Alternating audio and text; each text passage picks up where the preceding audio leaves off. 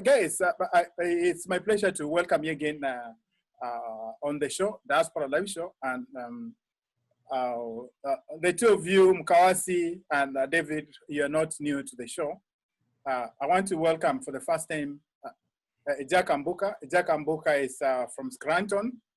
He's a Kenyan who, in spite of the, those Kenyans who live in America, but they have a lot of interest in what's going on in Kenya.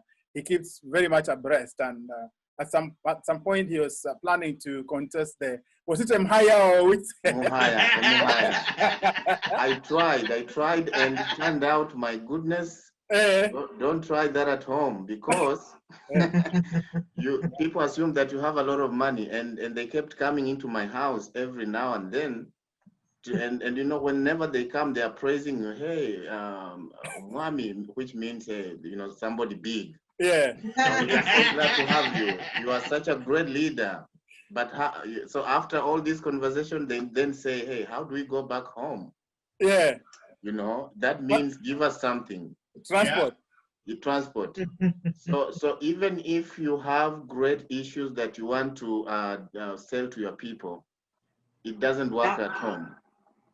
In the end, if you have money, you will become an MP. So long as you have some strategies, you will become a leader in our culture. Unfortunately, we work so hard here, so you can't have enough money to be giving at home as handouts to get elected. That's right. So I tried, really. I went all the way to nomination, but things didn't work out for me. So I decided to come back here. So that's a good story for another day. Right. But today we want to talk about the selection of Kamala Harris as the running mate for Joe Biden. This is already there's a lot of interest around that. There's a lot of buzz, and I wanted to ask you guys today to just reflect on that, more specifically how that is being seen by the immigrant community, more specifically the Kenyan community, because we come from Kenya, and so straight away, I think, Jack, you're talking to us from Scranton. That's where Joe Biden was born. I did one of the jobs that I did in America when I was starting up was to do transportation. And I remember I used to drive from Delaware to the north in Pennsylvania, was Scranton. My last stop was in Scranton every day. Wow. One of the things that struck me about that place is that the place is so white, you even just feel insecure walking around. Coming out of your car and walking around the streets, you just feel so like you're intruding on something. I'm glad that, Jack, you're settled there. That's how we are going to inherit the land that God has given us. Of course, also to speak as it's written in the Bible. Yeah. And of course, Sister Mcharo Hall, Mkawasi is a regular on this show. Again, we have David Monda. These are two people that, like I always say, when I want to look smart, I call on them. If I want to focus the discussion around something that I don't understand, or that I think, somebody can make it much more clearer than I can, I call on these two. So again, it's my pleasure to have you guys today. We're going to discuss what the selection of Kamala Harris means to the community, especially the immigrant community. And I'll start with Jack. Jack. Yes. You wrote something on Facebook about the first generation immigrant. Could you please just repeat that and say exactly what that means? So when Kamala Harris, when it was obvious that Joe Biden had settled on Kamala Harris, it really struck me in a sense that this is a woman who has worked so hard from day one, from being a district attorney to attorney general to U.S. state senator, and he has achieved so much. Yet his parents just came here in the early 60s, looking for better opportunities. So it struck me so much in a sense that here we are also immigrants. We just came here the other day, but we are really working hard to make our lives better here, but also to cultivate a platform where our own kids can not only go to school and get better opportunities, but excel in their own area of gifting. So the fact that this Kamala Harris was raised by immigrants, it really speaks. It's a not only American story, but it's an immigrant story. Mm-hmm. What that means is that it really doesn't matter where you are coming from or how you are growing up here. All you need to do is just to get an education and be a little bit courageous and be authentic to yourself, and understand realize your area of gifting and try to pursue it. You can actually become something bigger and something better in this country. Mukawasi. Yeah. That is really the immigrant story, which is really the American story too. Mm-hmm. You walk the corridors that Kamala Harris walked, in the sense that currently you teach at Howard University, the HBCU that Kamala Harris went to many years ago. These days, I'm very sure you've even stood in front of the blackboard that she was looking at those days. How do you feel about how close is that? How close home is that? But more specifically, when you heard that she had been selected, how did you feel about the whole thing? Oh, one, definitely pride.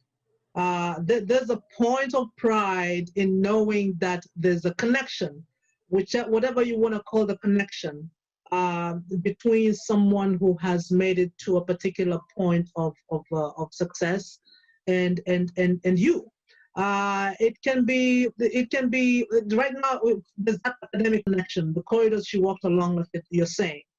So there was a lot of pride. There's a lot of celebration, and Howard did not waste a minute in putting it out there. The Howard president didn't waste any time in talking about how proud the Howard community and the HBCU community is in that sense. Now, I want to say this too, that in spite of the pride that we felt about her being picked for that slot, we also know that Kamala Harris's rise to where she is a typical American story.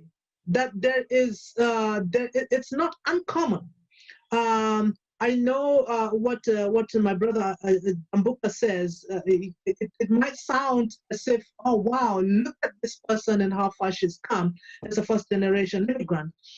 Yet when we look at America's politics and those who have risen to positions that they are, I'm talking about non-white Americans. A lot of them are children of first-generation immigrants, or they're children of immigrants themselves. You look at Ted Cruz, Marco Rubio, and a lot of those guys, their parents were immigrants.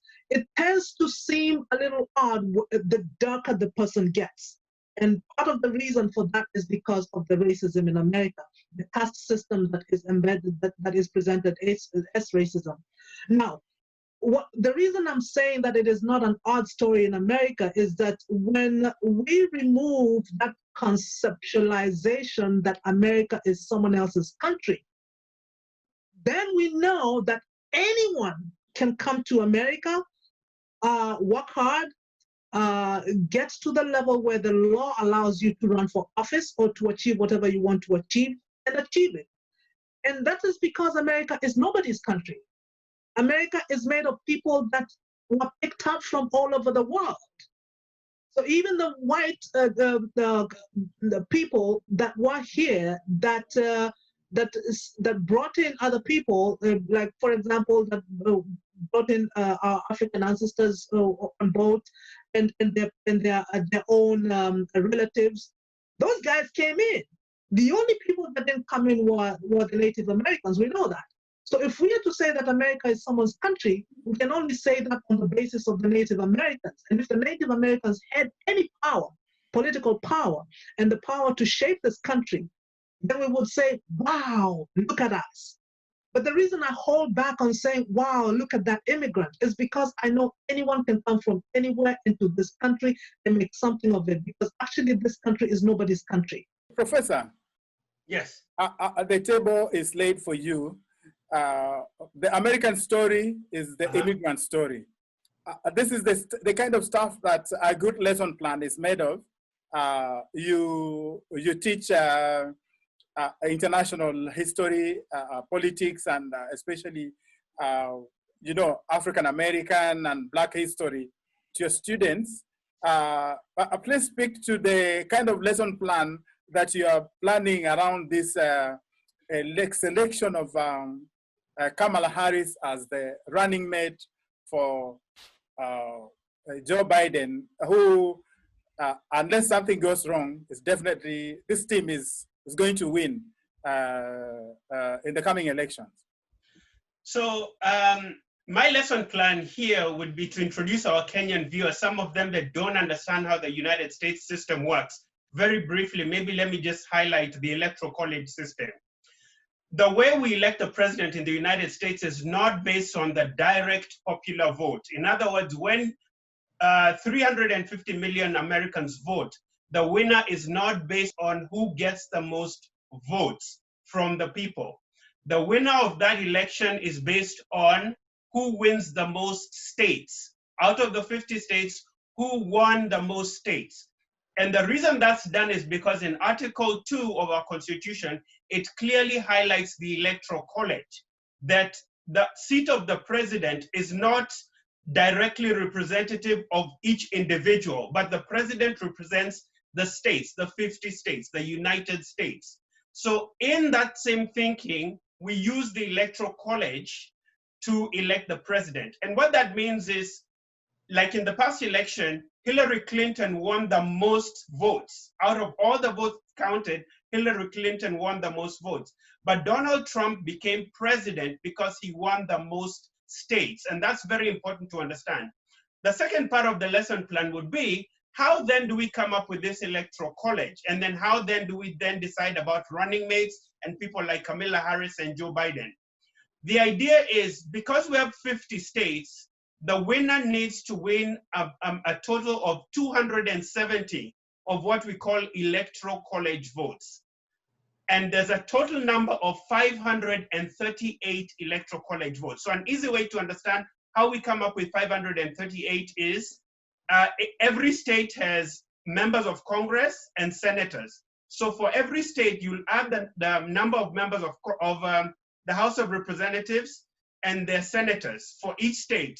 So the number of representatives for each state, for all 50 states, that whole number is added up and it comes up to 535. And then you have to add 3 electoral college votes for the District of Columbia, which comes as an aspect of the 23rd Amendment.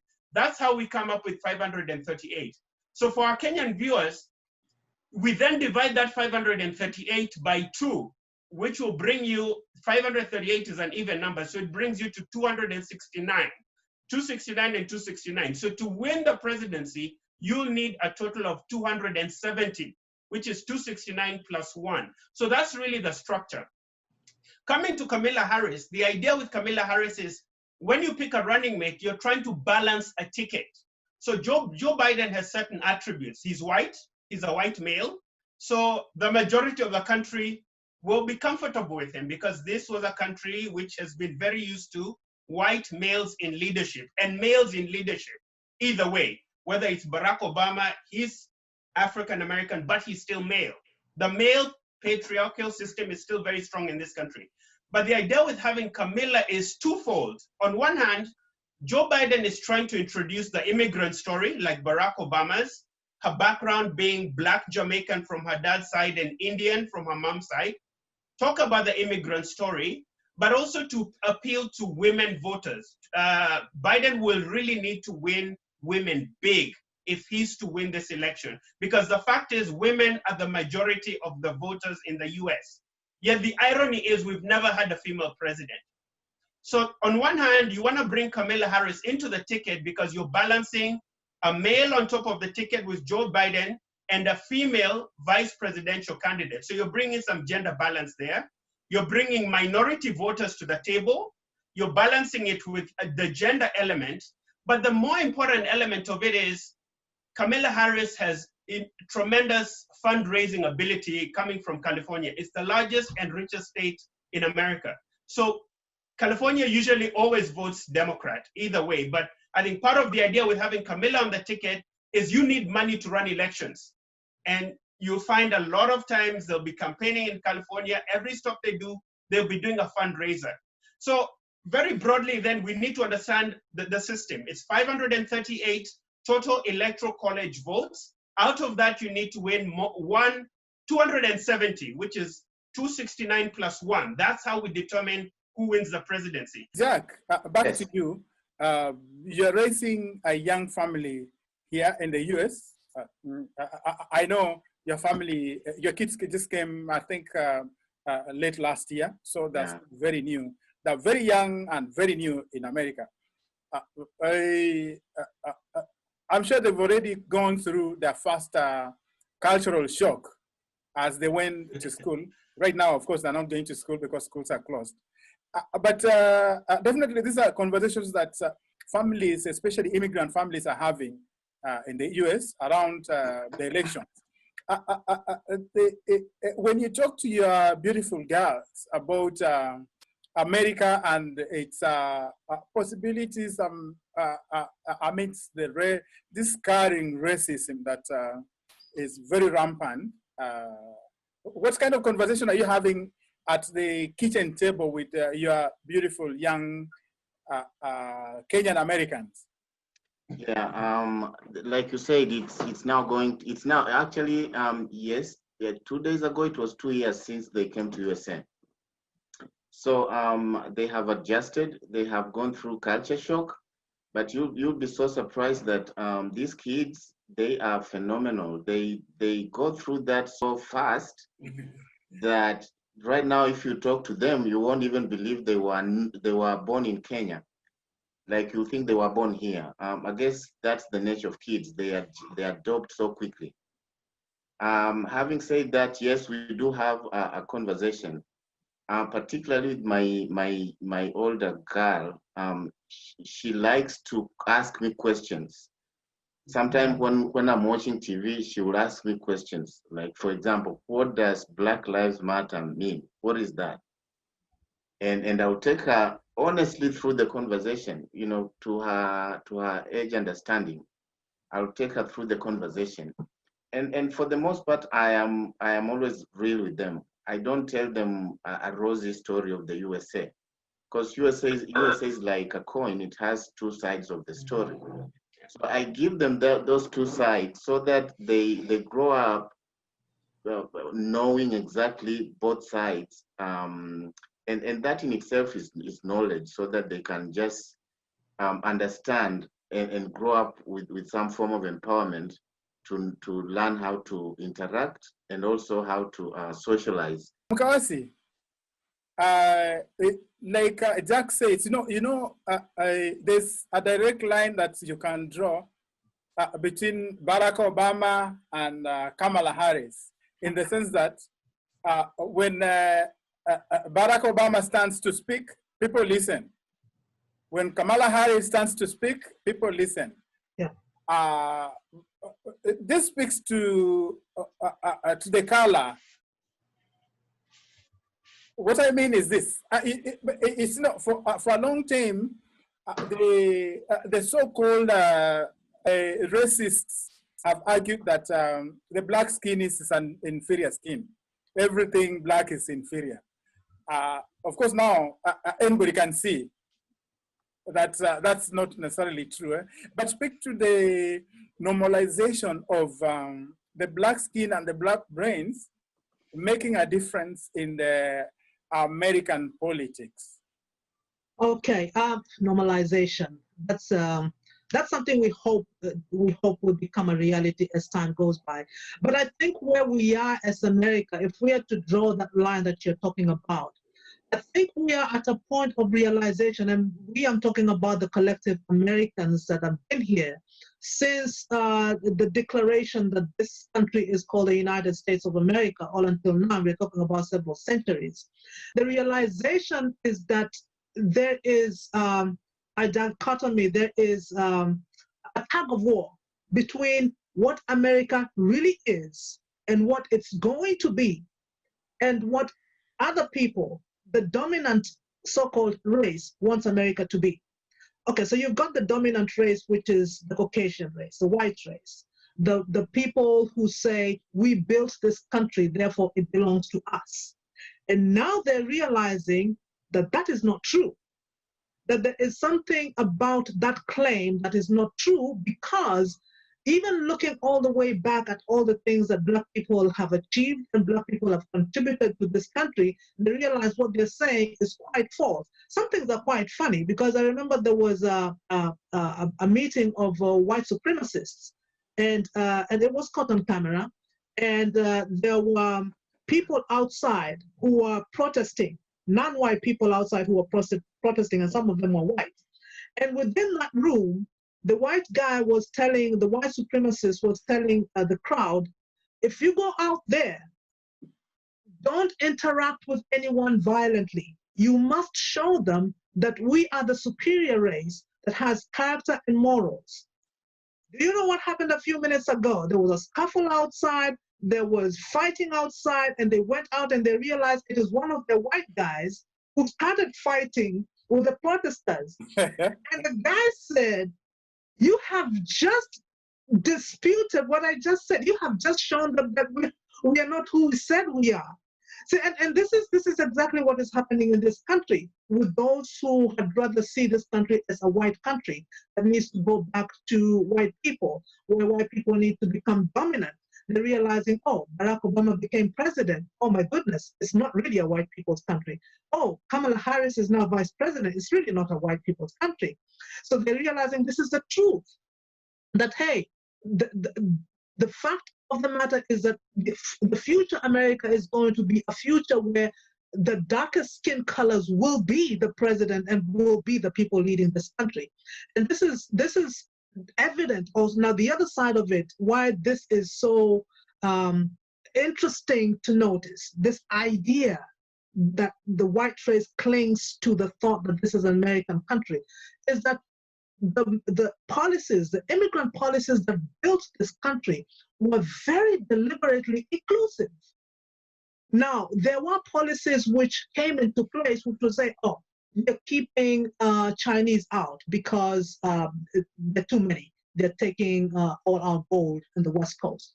And other immigration policies that were reformed along the way. But when you look at key pieces of immigration policies since the 1800s, the later part of the 18th century, these were policies of inclusion, of wanting to bring in people in order to build the American economy, all the way to the Refugee Act in the 1980s that allowed more refugees to come in, all the way to the reformation of that act that allowed the diversity of people to be pulled in from countries where no people have been brought in. You see the DV lottery, you start seeing a whole lot of dark-skinned people. So those are policies of inclusion.